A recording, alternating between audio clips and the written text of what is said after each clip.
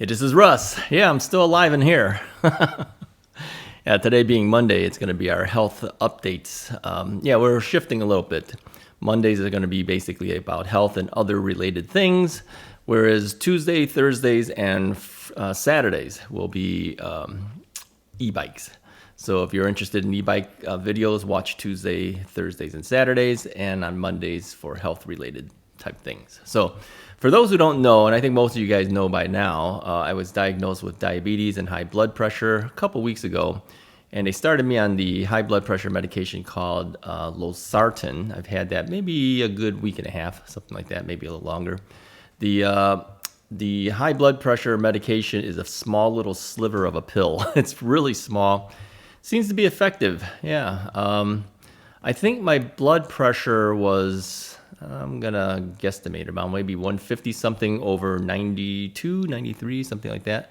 It's kind of high. And since taking the medication, I think it tends to hover in the 130 to 140 ranges over 85, 88, something like that. So it seems to have gone down. It seems to have helped as far as the medication. Now, the diabetes medication, they originally wanted to give me a thing called Rybelsus.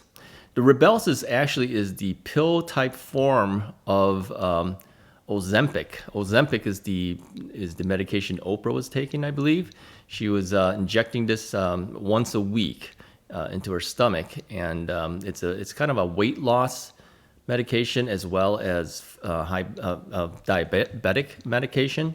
So they originally prescribed that the pill form to me. Now, the difference between the two, from what I can tell, I mean, they say it's very similar. One you inject once per week, and the other one you take orally every single day, and that's the one they were going to give me.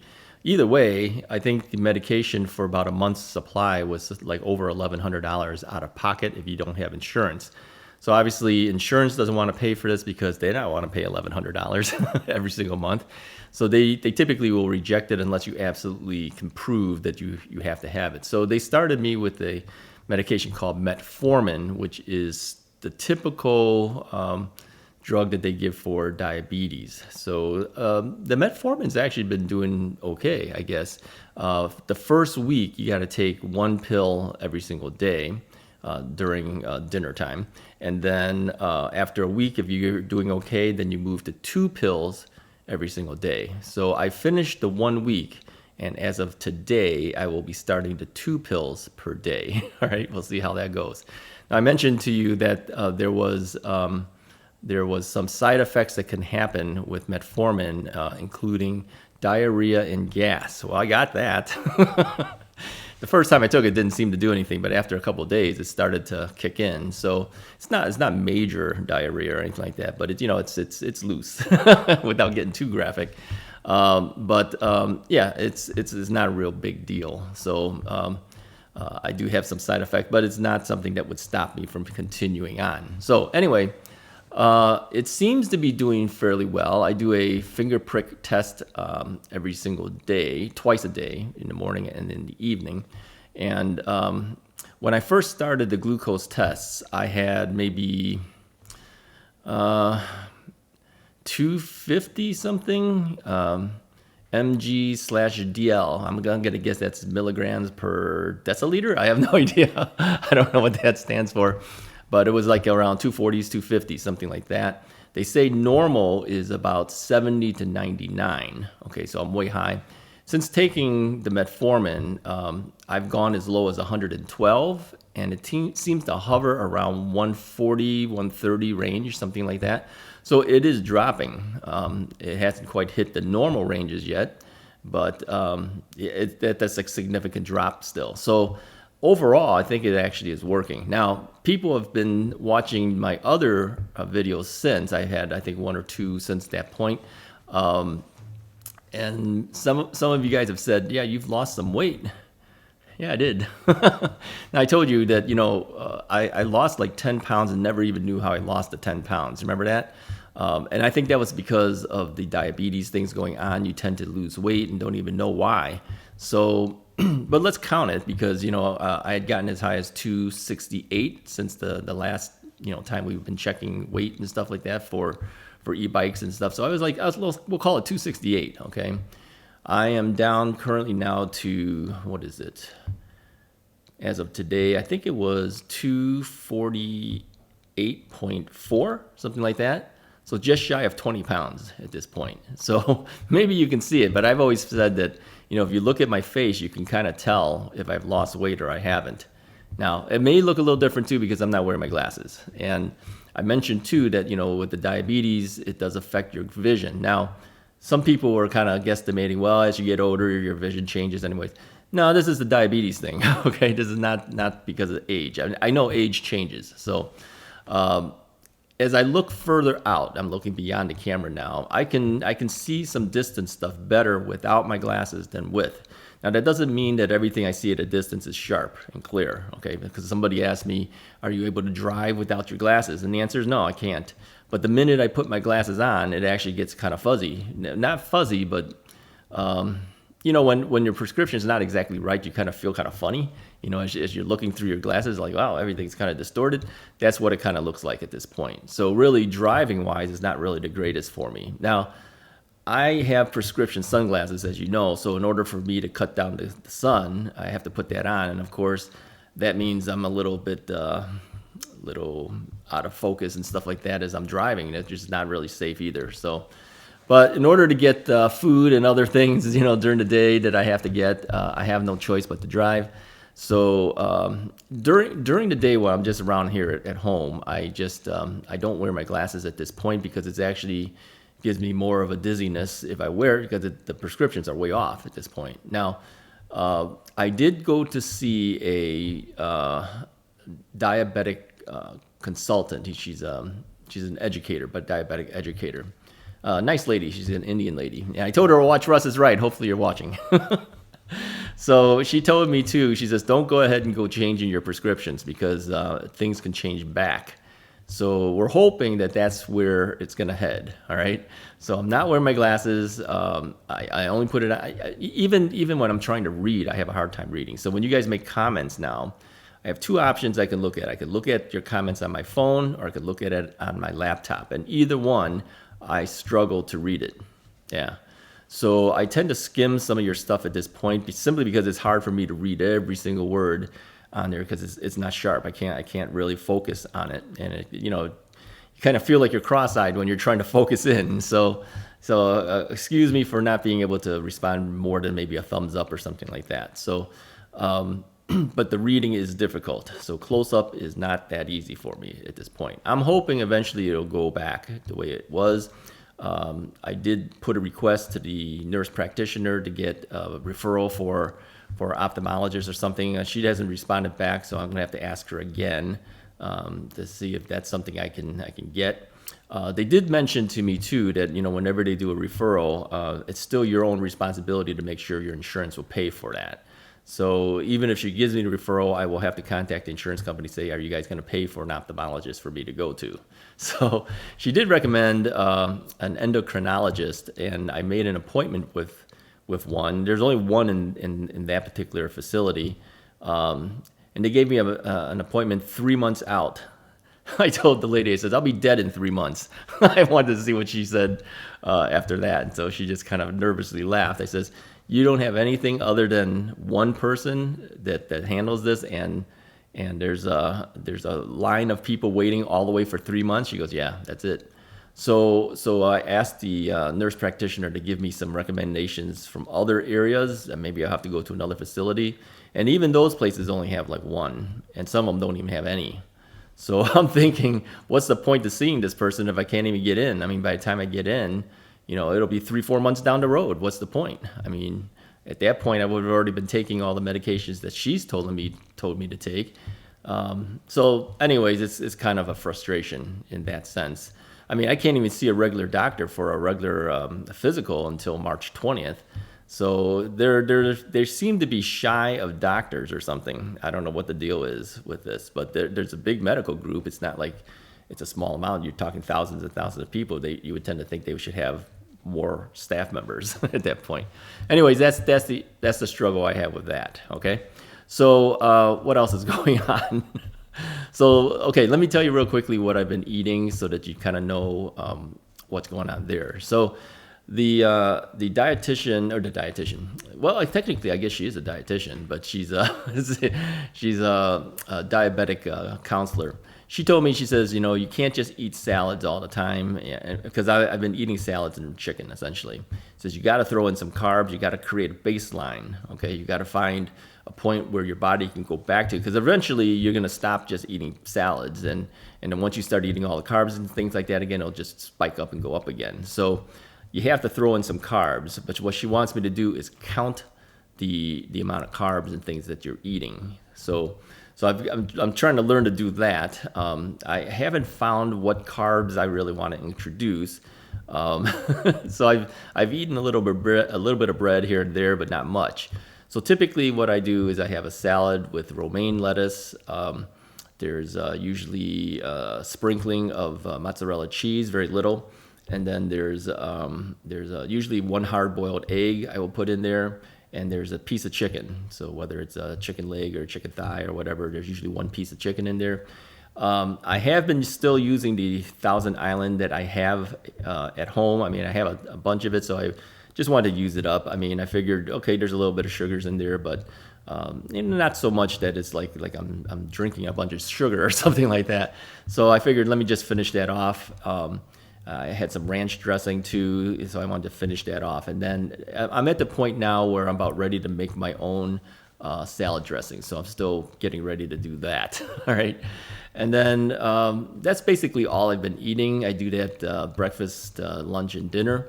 So there's not a whole lot I'm actually eating, but I know that you can't sustain that forever. So I need to find a baseline that I can go to. In the meantime, the weight does continue to come down. I knew it was going to come down anyway, regardless of what I do, because it'll still be less than what I typically eat. So no matter what, I'm going to burn off a certain amount of fat, just simply by not eating a lot. Again, it's not just the weight loss we're looking for. We're looking for, keeping sugar contents and things and carb contents down. And so that's what I'm trying to do. So anyway, that's my daily thing. And so the numbers are better. Yeah, overall the numbers are better. I do feel a little bit more energized now. I think the first week I felt kind of like not enough energy to do anything. I mean, I was so out of it because I was still sick and everything too. I was coughing. Oh, and by the way, the coughing has pretty much subsided now.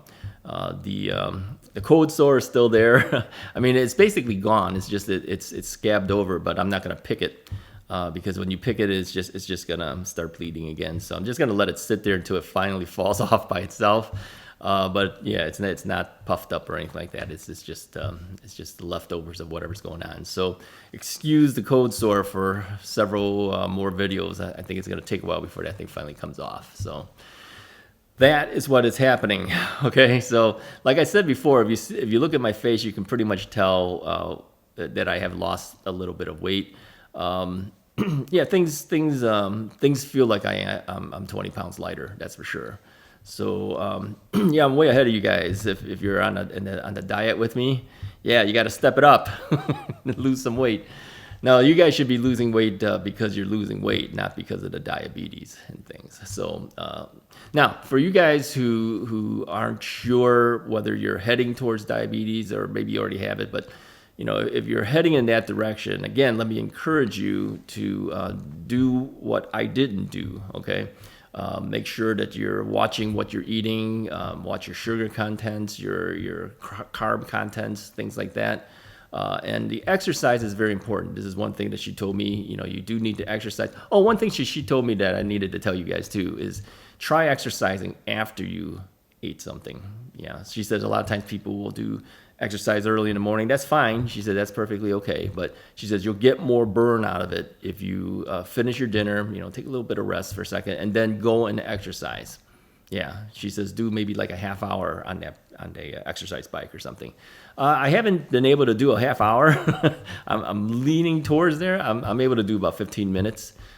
So little by little, and I'm talking about like continuous pedaling. Okay, like not taking a break. I could do about close to about 15 minutes worth. But then you start sweating and everything. And then you're tired, and I still don't have full energy to go forward. But my goal is to try to hit a half hour's worth of pedaling on that thing. It's going to take a while, I can tell you right now.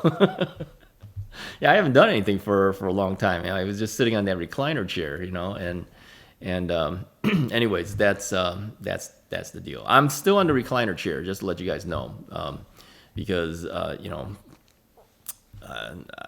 didn't want to stay in the bed and infect Mrs. Wright and stuff, and so I'm on the recliner chair. Eventually, I'll get off of that again. So somebody said too, being on the recliner chair that long, it's not good for you too.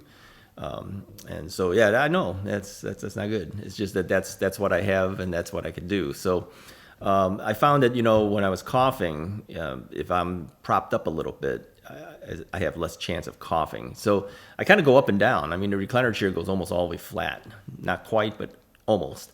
And so I lay down, I move it up, I move it down. So all night long, I'm up and down. And I think they said, too, that if you have lack of sleep, that's not good either. So, but for me, personally, I've always had an issue with sleeping straight through. I mean, I'm not one that could go to bed at, say, 10 o'clock, and then I'll be up at 8 o'clock, and I haven't gotten up at all during the night. I'm up and down during the night. So it's not like, not like I have to go running to the washroom or anything like that. Sometimes I do, but I just wake up, and then I go, oh, okay, time to go back to sleep, and then I'll just fall back asleep. So it's kind of like up and down. So now, let me mention something, too. I told you guys before, some of the symptoms of me getting the diabetes and how you guys actually helped me determine that maybe I might have this is I was getting dry mouth. I was constantly thirsty. And then I was going to the washroom literally every 20 to 30 minutes. I'm not kidding. I'm not exaggerating that, okay? Every 20 to 30 minutes, I was running to the washroom. So that has gone away. Yeah, that actually went away before I even started the medication. I think once I started saying, okay, I've got to cut back stuff, and I started eating just salads and making an effort to somehow pull this thing back, that all went away. So I don't have the dry mouth anymore. I don't have the constant need to drink something, and I'm not running to the washroom every 30 minutes, okay? So I can hold it as long as everybody else can typically hold it at this point. It's kind of funny, but I'm going to tell you guys everything, right? I'm telling you everything that happens. So let me say this. If you have the dry mouth, if you have the constant need to drink something and you run into the washroom constantly, yeah, you might have the diabetes too. So that's something that you should look into. And then, of course, we also knew that the weight loss was happening, and I had no idea how I was losing weight because I wasn't eating less at that time. I was just losing weight. So, when you look up everything about diabetes, these are the symptoms. And so I had every single symptom. So it's pretty obvious. And then, as you know, when I did a home A1C test, you should be between, I don't know what it is, like 5.4 to 5.7, something like that, and that general ranges. And if you're over 7, that you're diabetic, right? Yeah, I was 13, and then when the lab took the actual blood test at the lab, it was 13.2, 13.3, something like that. So yeah, those home A1C tests were pretty accurate. Yeah. The diabetic counselor asked me which brand I bought. I said, no, my sister had gotten it for me, and it was a CVS brand. I don't have any idea who makes this thing or whatever, but she got it from CVS. So anyway, that's the deal.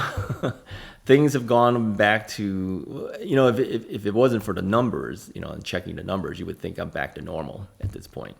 But I'm not. I'm far from normal, okay? Like I said, the blood test, the glucose test that I take daily, I should be between 70 and 99. I'm still, like 140, 120, 112 is the lowest it's gotten. It's gotten like 112, 117. But really, I've noticed that the 140 usually happens in the morning. If I take it first thing when I wake up and I take it, it's like 140 something. And then during the evening, just before I have dinner, I'll take it again, and it'll be down, even as low as 112. So apparently the blood sugars go up and down a little bit, but they seem to hover between, let's say, I'm gonna guess. I'm guessing about 117 to 140 ranges in that range. But that's better than the 240 something I got before, right? So really, it is coming down. It's gonna take a little while. Yeah. I start the double pills today. This is where after 7 days with the what is it, metformin, single pill. Now I go to a 2 pill per taking. So you only take it once a day during supper. So I got to take 2 pills now. So we'll see how I handle that, because now you're doubling up, right? So I'm fully expecting the diarrhea and all that stuff will happen again. And then we'll see if that brings the levels even lower. So now, whether I stay with this for life or not is debatable. I don't want to, but others have said it's better if you do. So, I mean, it's just taking a pill. It's not like it's difficult, right? But it's still, you don't want to be taking drugs if you don't have to. And I really don't want to. I've never been one that wanted to take a pill for anything. I mean, even when I had my knee replacement, they gave me the pain medication. I never took it. I took it in the beginning. I said, I'm not taking this stuff. I'm not going to get addicted to this stuff. So, yeah, they were giving you oxycodone and all that type of stuff. I said, I don't want to take it. So I didn't think it was helping anyways. I mean, I still felt the pain no matter what. When they were pushing on my knee and my leg to get my knee to bend, I'm screaming in pain. I says, if I'm screaming anyways, what's the difference whether I have it or I don't have it? So I just simply didn't take it. Plus, I needed to drive myself to physical therapy when my knee was bad. And if you're drugged up, how are you going to drive yourself, right? So luckily for me, it was my left leg, so I was able to drive with my right leg. But still, I mean, if I drug up, how am I going to drive? I can't legally drive. I need somebody to drive me to physical therapy then. So then I didn't even take those drugs. So I've always been one, I don't drink, I don't smoke, I don't swear, I'm about as straight as you can get, okay? And I wasn't going to take, medication that's prescribed to me. I'm not really one that likes to do that. I mean, I won't even take aspirin unless I absolutely have to, or Tylenol or whatever that stuff is. I would typically not even do that. So to be forced to have to take these medications because of the diabetes and the high blood pressure is a big deal to me. All right. So if you know me personally, I don't do this stuff. So even something that's a temporary, I don't feel good about having to take it. So I mean, I told the nurse practitioner I would rather forego it and try to get rid of this on my own. But my levels are so high. She says I highly suggest you take it. So that's why we're doing it. Anyways, that's my update for Anything Goes Monday. Anything Goes Monday is turning into essentially my health issues. And when there's less things to talk about with my health, right now there's a lot to talk about because we're going through it. But as it starts to fade down and that's just a daily routine for me and nothing really changes, then we'll transition into other stuff on Mondays. But e-bikes again, Tuesday, Thursday, and Saturdays. Health issues and other things, Mondays. Okay, so choose which one you want to watch. If you don't want to follow my health thing, that's perfectly fine. If you're just interested in the e-bike, that's okay. But others have told me that, we're invested in you now. We know you well enough. We want to see how you're doing. So I thank you guys for continuing to watch and just to follow along to see how I'm doing on a daily basis. But I'm doing well at this point. I'm coping with it. I think the hardest thing is the vision, because really, I got to go out and buy some food, and I don't like having to drive, with the glasses on because it's kind of funny. It feels a little strange. So anyways, hit the like button if you like the video. Hit the subscribe button if you haven't already done so. I'll talk to you guys next time.